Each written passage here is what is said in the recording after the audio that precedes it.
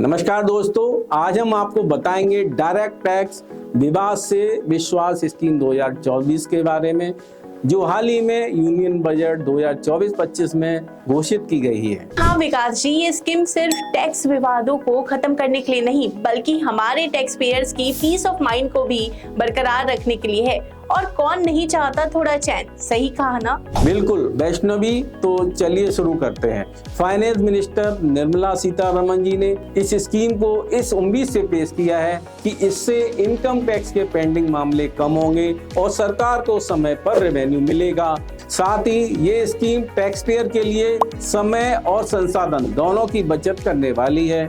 और दोस्तों, ये स्कीम की शुरुआत 1 अक्टूबर 2024 से हो चुकी है। इसके नियम और फॉर्म्स 20 सितंबर 2024 को नोटिफाई कर दिया गया था। इस स्कीम का सबसे खास फायदा ये है कि इसमें न्यू एप्लिएंट्स के लिए सेटलमेंट अमाउंट कम है, जबकि ओल्ड एप्लिएंट्स को थोड़ा ज्यादा देना होगा। तो पुराने केस वाले लोग थोड़ा ध्यान दें, आपको मौका मिला था पर आपने हाथ से जाने दिया, अब थोड़ा सा प्रीमियम तो देना पड़ेगा। सही कहा वैष्णवी, पुराने अपीलकर्ता यानी जिनका केस 31 जनवरी 2020 से पहले फाइल हुआ था, वो पुराने एप्लिएंट्स माने जाएंगे, और जिनका केस उसके बाद फाइल हुआ है वो नए एप्लिएंट्स माने जाएंगे।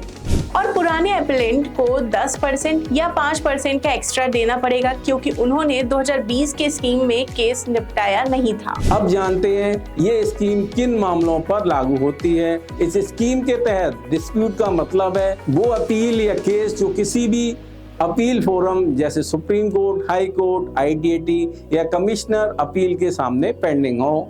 इसके अलावा डीआरपी यानी डिस्प्यूट रिजोल्यूशन पैनल के सामने ऑब्जेक्शन पैनल भी शामिल होते हैं। डीआरपी ने यदि एओ को निर्देश नहीं दिया या एओ ने अभी तक फाइनल असेसमेंट नहीं की है, तो मामले भी इसके दायरे में आएंगे।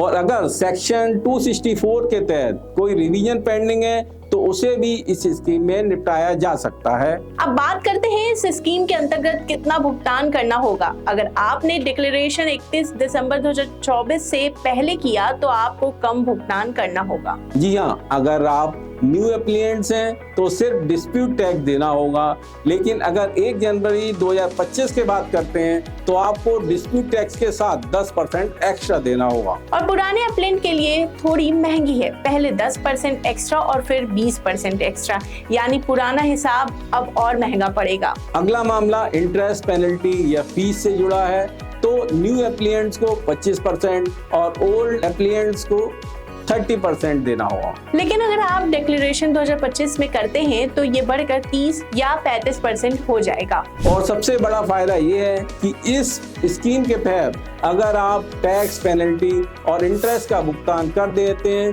तो आपको भविष्य में कोई और कानूनी कार्रवाई या जुर्माना नहीं लगेगा। जी हाँ, चैन की नींद सोने के लिए टैक्स विवादों से जल्द छुटकारा पाएं। तो दोस्तों, अगर आपके ऊपर भी कोई केस पेंडिंग है तो इस स्कीम का फायदा जरूर उठाएं। और हाँ, बेल आइकन दबाना ना भूलें, ताकि नए स्कीम से जुड़े नए अपडेट्स आप तक सबसे पहले पहुंचे। इसी के साथ आज का वीडियो समाप्त करते हैं।